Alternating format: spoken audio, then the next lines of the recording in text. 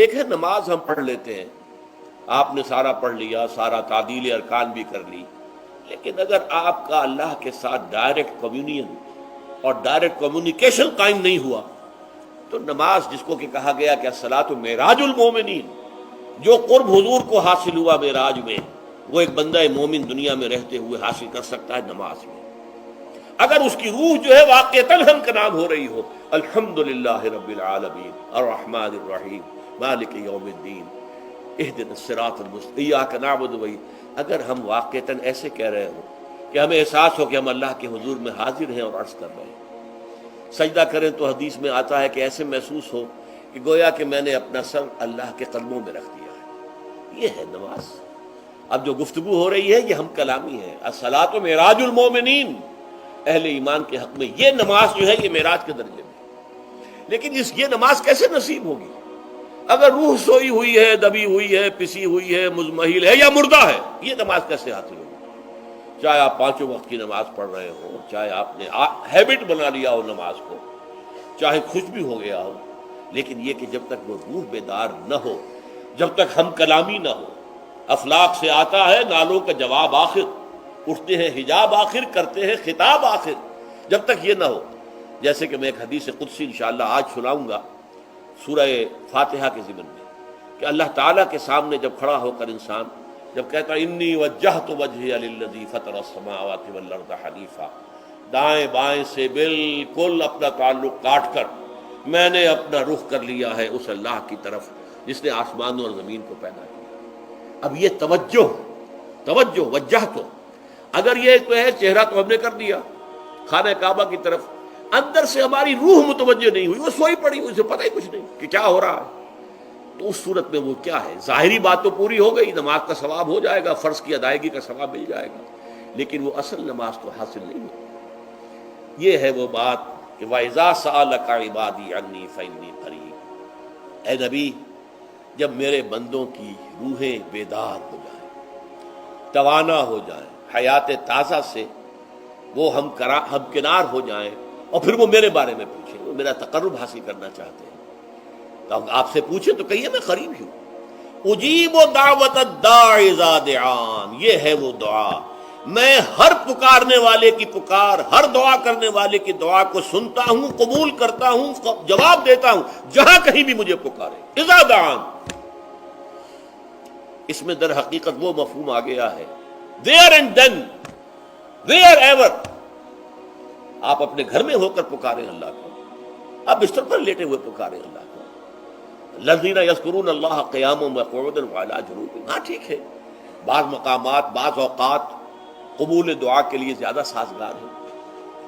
حرم میں جا کر دعا مانگی جائے، اور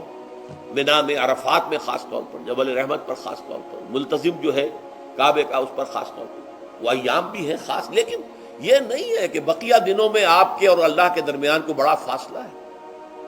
یہ سارا دنیا میں مشرکانہ نظاموں نے تصور پیدا کیا، اللہ تو دور ہے دور ہے دور ہے دور ہے، پاک ہے پاک ہے پاک، تم ناپاک ہو ناپاک ہو ناپاک ہو، اور تم تو بڑی پستی میں پڑے ہو، تم اللہ سے براہ راست ہم کلام نہیں ہو سکتے۔ کوئی درمیانی چاہیے، کوئی لنکس چاہیے، کوئی پجاری ہوگا، کوئی پروہت ہوگا، کوئی پنڈت ہوگا، کوئی پیر ہوگا، کوئی پادری ہوگا، کوئی پوپ ہوگا، اس کے ذریعے سے تم اللہ سے ہم کلام ہو، خود نہیں۔ اور جب ذریعے بیچ میں آ گئے تو ان کی مٹھی گرم کرو، ان کی چاپلوسی کرو، ان کو بھی جو ہے چادریں چڑھاؤ، ان کو نذرانے پیش کرو۔ یہ ہے بدترین ایکسپلائٹیشن جو مذہب کے ذریعے سے نوع انسانی کی ہوئی ہے۔ یہ دو ایکسپلائٹیشن دنیا میں ہوئی ہے تاریخ انسانی میں، ایک بادشاہوں کی طرف سے خراج دو ہمیں، محنت تم کرو گے کھیت میں، آدھا حصہ ہمارے پاس آئے گا، ہم عیش کریں گے،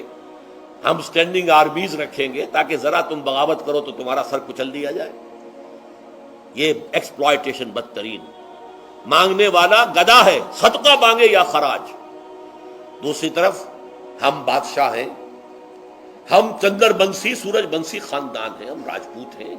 حکومت کرنا ہمارا حق ہے۔ اور یہ پنڈت پروہت جو ہے وہ بھی کہیں گے کہ ٹھیک ہے،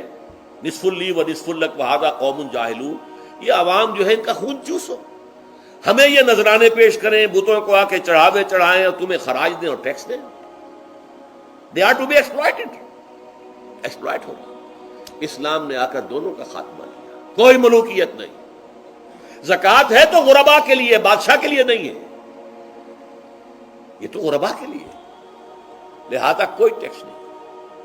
نمبر دو، اللہ سے ہم کلام ہونے کے لیے کسی دربان، کسی جو ہے پہرے دار کی مٹھی گرم کرنے کی ضرورت نہیں، جب چاہو ہم کلام ہو جاؤ۔ دل کے آئینے میں ہے تصویر یار، جب ذرا گردن جھکائی دیکھ لی۔ یہ تو تم ہماری طرف متوجہ نہیں ہوتے، ہم تو ہر وقت کہتے ہیں، ہر شب کو